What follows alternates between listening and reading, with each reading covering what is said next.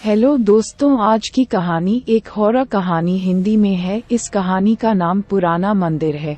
ये horror story in Hindi 4 school के बच्चों की कहानी पर आधारित है, जो real horror story in Hindi है। आपको ये हॉरर स्टोरी PDF में भी उपलब्ध कराई जाएगी।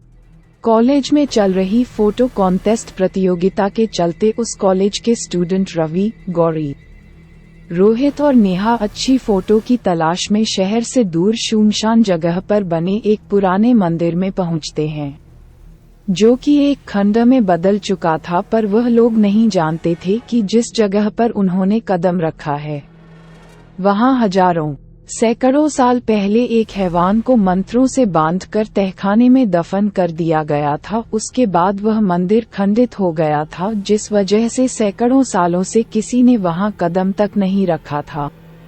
गौरी, उफ कितनी वीरान जगह है ये, और ये खंड देखने में कितना डरावना है। लगता है वर्षों से यहाँ कोई नहीं आया। नेहा, तुमने सही कहा गौरी, यहाँ तो सूखे पत्तों और कोहरे के सिवा कुछ नहीं दिख रहा। गौरी, मुझे तो अजीब सा डर लग रहा है। रवि हंसते हुए कहता है, तुम लड़कियों की यही प्रॉब्लम है, हर जगह डरने लगती हो, ऐसी जगह पर ही तो एडवेंचर आता है। गौरी, एडवेंचर तुम्हें आता होगा, मुझे तो अभी से बहुत डर लग रहा है। देखो ये पुराना मंदिर कितना डरावना है। नेहा, क्या हम लोग फोटो शूट करने किसी और जगह नहीं जा सकते? रोहित, तुम्हें अंदर नहीं जाना है तो तुम बाहर इंतजार करो, नहीं तो अपना मुंह बंद रखो। रवि, चलो चलो सब अपने कैमरा और फोन निकालो, अब हम मंदिर के अंदर जा रहे हैं। जैसे ही उन लोगों ने मंदिर के अंदर कदम रखा है, चमगादड़ का एक झुंड आवाज करता हुआ उनके सिर के ऊपर से गुजर गया। लड़कियां डर गई, उनकी चीख निकलने लगी। रोहित हंसते हुए, तुम लोग तो चमगादड़ से भी डर गई। रवि, सब लोग जरा संभल कर आगे बढ़ना, कोहरा मंदिर के अंदर भी हो रहा है, कहीं किसी के चोट ना लग जाए। नेहा, ये खंड अंदर से कितना अजीब है, सारे रास्ते एक जैसे लग रहे हैं, जैसे कोई भूल भुलैया हो। खंड में बनी प्राचीन मूर्तियों की फोटो खींचते हुए धीरे धीरे वह लोग आगे बढ़ रहे थे कि तभी रवि, सब लोग इधर आओ, इस पत्थर पर कोई मैसेज लिखा हुआ है। गौरी, तुम्हें तो संस्कृत आती है ना? क्या लिखा हुआ है इसमें? गौरी, यहाँ लिखा है कि 600 साल पहले इस मंदिर के तहखाने में एक आदमखोर हैवान को मंत्रों द्वारा कैद किया गया था, जिस वजह से यह मंदिर शापित और अपवित्र है। सब चौंक जाते हैं। नेहा, क्या कहा? मुझे तो पहले से ही यह जगह भूतिया लग रही थी, मेरा कहना मानो, सब लोग वापस चलो।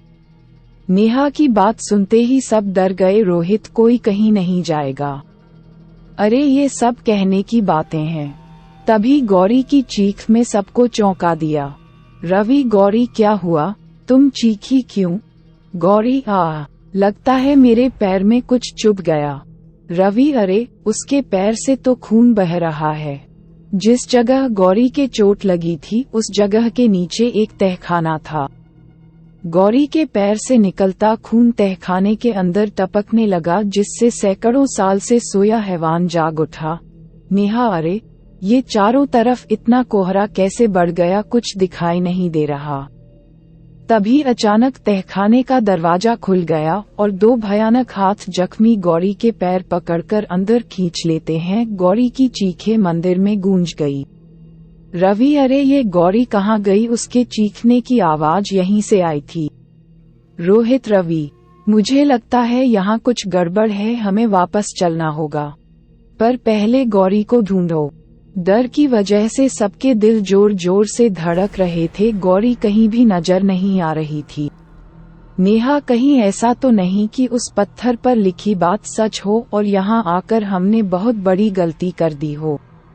रोहित, तुम बेवकूफ हो क्या? आज के जमाने में भी भूत प्रेतों की बातें कर रहे हो, ये सब अंधविश्वास की बातें हैं। गौरी को ढूंढो, यहीं कहीं होगी। इससे पहले रवि और रोहित गौरी को तलाशते उन्हें नेहा के चीखने की आवाज सुनाई दी। इस बार हैवान ने नेहा को शिकार बनाया। रवि आवाज की दिशा में दौड़ा। रवि, नेहा, नेहा क्या हुआ तुम्हें? किधर हो तुम? हैवान नेहा के बालों को पकड़कर उसे घसीटते हुए तहखाने की तरफ ले गया।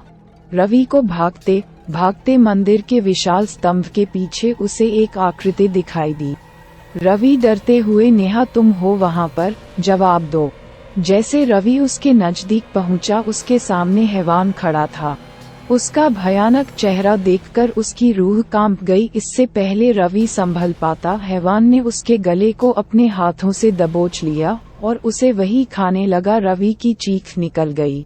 रवि की चीख सुनकर रोहित, ओह नहीं, ये तो रवि की चीज थी। आखिर क्या हो रहा है? बाहर जाने का रास्ता भी नजर नहीं आ रहा है। सारे दरवाजे एक जैसे ही नजर आ रहे हैं।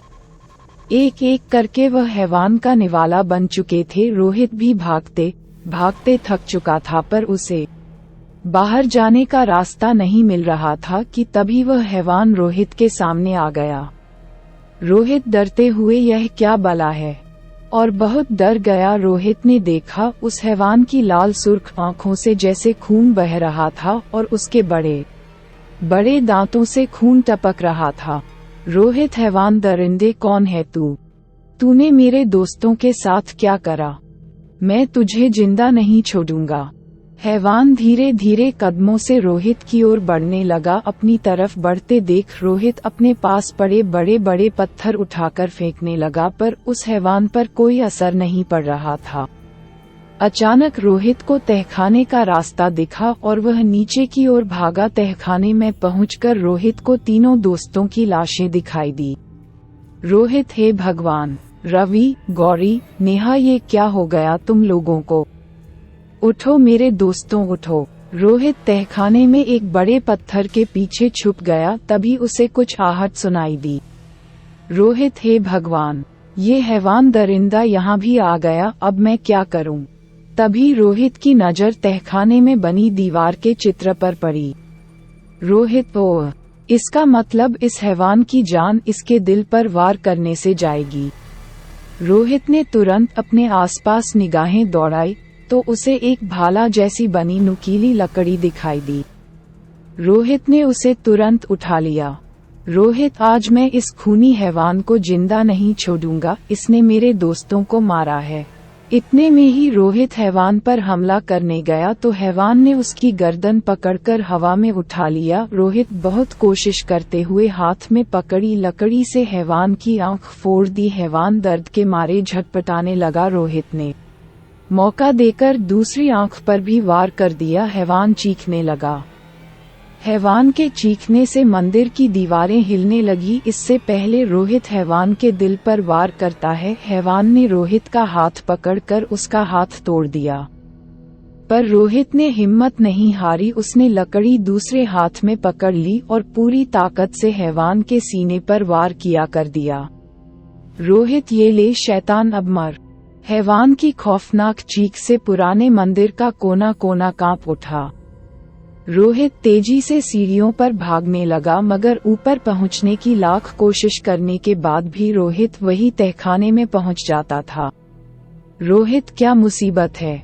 उसके हाथ से खून निकलकर तहखाने में गिरने लगा। इससे पहले रोहित संभल पाता, रोहित के पीछे से दो हाथों ने रोहित को पकड़कर खा जाता है। इस तरह रोहित बचाओ मुझे चीखते चीखते मर जाता है। आखिरकार रोहित भी हैवान का निवाला बन गया और उस मंदिर में पहले जैसा सन्नाटा बसर गया।